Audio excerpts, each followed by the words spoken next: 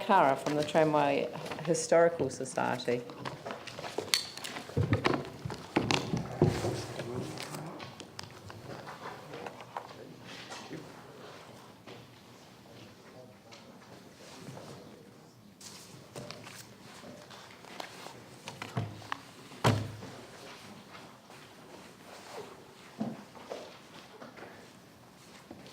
Good afternoon, everybody. Thank you very much indeed for this opportunity to speak to the Tramway Historical Society's submission. Have you all got the visual material, the map and the photographs as well? They're just coming around now. Okay, because I'll need to refer to those. Over the years, the Christchurch City Council, the Society and the Christchurch Tramway Limited have turned the city tramway, I think we'd all agree, into a heritage icon in this city. Citizens, visitors and the business community all hold what this council and our society have achieved together in considerably high esteem. Now, the lower map on page 1 of your handout shows the present situation. Stage 1A of the extension to the original Central City Loop has been completed, and this is great. However, the true potential of the tramway to bring new life under the fully accessible city concept in the Litchfield Street, Poplar Lane and Durham Street area cannot yet be realised until the completion of Stage 1 as a whole. If you'd have a look at the upper map on page 1, you'll see what the complete Stage 1 originally was intended to look at, a few modifications we've made. Now, if you look at the following photographs after the map, if you can turn over and look at the photographs, you can see just how much track has already been laid towards the completing of Stage 1. Only a very short gap, only a few metres, remains where the line turns into Poplar Lane from Litchfield Street. The track is in place in Poplar Lane, as you'll see in one of the photographs, but it stops short of Durham Street. If you look also at the complex drawing on page 6, can you find page 6 with that very complicated looking drawing? You can see the original Stage 1 intention of exiting Poplar Lane into Durham Street, briefly heading west and then swinging round past the Heritage High Street Post Office. That's Alice's in the Cafe C1 building at the moment. Now, that arrangement is no longer viable because of the proposed change of Durham Street into a one-way street heading east. The tram and other traffic would meet head-on. So, a good solution is shown in the diagrams from the MBIE Spatial Framework for Christchurch's Innovation Precinct and also the Accessible City Consultation document, these documents which I have here, as reproduced on pages 7 and 8 in what you have in front of you, pages 7 and 8. Now, this provides a much simpler arrangement for crossing the busy Durham Street, the now one-way Durham Street, and should also prove much less expensive by obviating extra point work and laying all that curved track that you can see there. Curved track's pretty expensive. Instead, the line would turn left from Poplar Lane into High Street and proceed to the Stage 1 terminus, the complete Stage 1 terminus, further to the south, down High Street. From there, the tram would be able to reverse to return directly all the way up High Street to the square. As you can see on page 1, again going back to page 1, you'll see how that tram would return to the square from down the bottom end, if you like, of High Street. Now, that length of double track in Lower High Street also lays the foundation for the later development of Stage 2 Now that's considerably further up, but it's shown in light blue on the upper map on page 1. You can see it going down towards and round the Polytech there. That was the ultimate dream, of course, and we still want to push for that. The highly desirable completion of that stage would take you, indeed, by tram between the two Christchurch cathedral sites, such as they are, and also to the Polytech. But the riders on that tram, on that stage 2, would be able to see the regrowth of those two cathedrals. The Polytech reversing loop would enable trams to pull trailers. You've got a reversing loop going right round the Polytech. You can just have the leading tram pulling its trailer all the way around. At the moment, we can't run any trailers on the present extension, nor would we be able to if we stop at stage 1. But that can be put off till later, of course.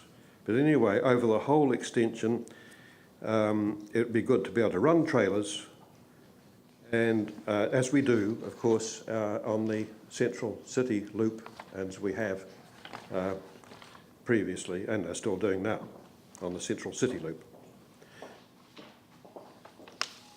Members of the City Council, from our study of the long-term plan, there appears to be no funding available at all for the next 10 years for any of this further development, either the completion of stage 1 or taking things right through ultimately to the completion of stage 2. We in the society would recommend most strongly that while roadworks are underway in the innovation precinct, and they're starting soon, I understand, and that when they're underway in that area, that the rails for the completion of stage 1 could be put into place, and thus saving money in the long run, digging up the road later and putting in tram rails then. And we do understand that the rails have already been purchased to do that, to complete the stage 1. We would especially recommend honouring the promises made in previous years to businesses in the area, in the precinct area, and that the nodes of New Regent Street, with all its vitality, and the innovation precinct, with its future vitality, can be connected. The area will be developed and enlivened by the presence of the tram. We know from the past how well the tram has been able to do that in certain areas of the town. Trams have a habit of enlivening areas and of opening up new enterprises, and that's really part and parcel of the history of trams, not only in Christchurch, but around the world. Our submission also points out the need for funds to maintain existing tramway track and the overhead wires. But above all, we believe the planning for continuing the extension to the innovation precinct and towards the CPIT needs to get underway now. Funding to complete stage 2 should follow in the next year or two, perhaps, but not 10 years out or more. That's a long way away.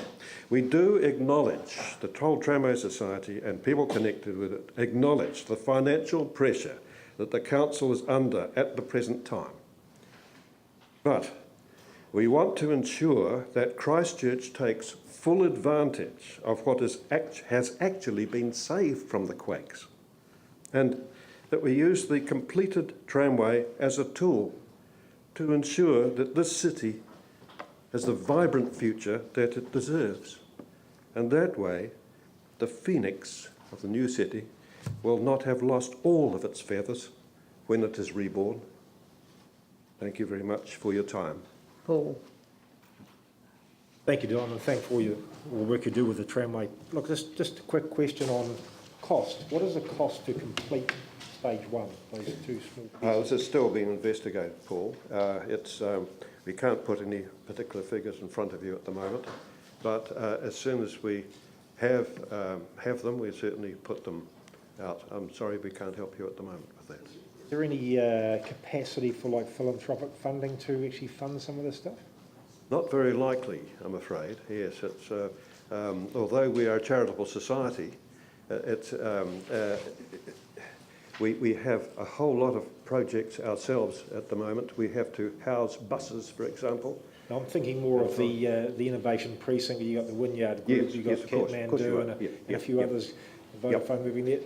There's a potential we could perhaps look at something. There is possibly a potential there of going. You're suggesting going to people who would be wanting to build there.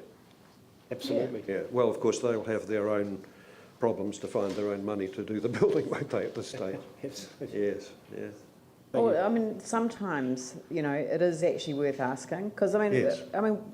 we are in a post-disaster environment. The decision to complete the tracks last year has actually come under criticism. You know, we've come under criticism for proceeding with that because there are other priorities. We didn't know the true extent of our financial woes then, unfortunately. But, you know, so all of these things have to be balanced. It is a question of balance. And if businesses that are building in the precinct who will benefit from them coming there, you know, if the Polytech, for example, can see a benefit of having the tram go down to the Polytech, which I can see instantly, there would be a benefit. You know, if the companies that are building the innovation precinct, you know, felt like that they would like to leave a permanent mark, you know, on behalf of their company's involvement in the rebuild of Christchurch, you know, there are a lot of people that might consider that a contribution to that and a named part of one of the trams as a permanent memorial of their gift to the city. I don't see any harm in looking for alternative sources of funding at the same time. Yes, I certainly agree with you, Mayor, that we're certainly worthwhile giving it a try. But what I'm most of all concerned about, of course, is we're so nearly there. As far as the rails are concerned, and as far as we may not be able to approach these people in time and get promises of money from them. We will investigate whether the rails have been purchased. We will also investigate whether, in fact, we are putting roads down and the time frame. And we will look at whether we can put anything on budget. But I'm not making a promise. I'm just saying we need to know some facts before we make our final decision.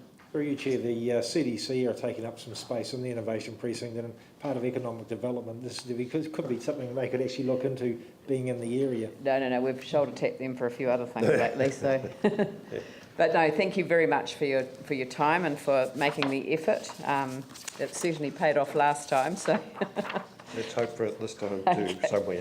Thank you very much. Thank you very much for your time. The next is the Elmwood Club, Neil Gow.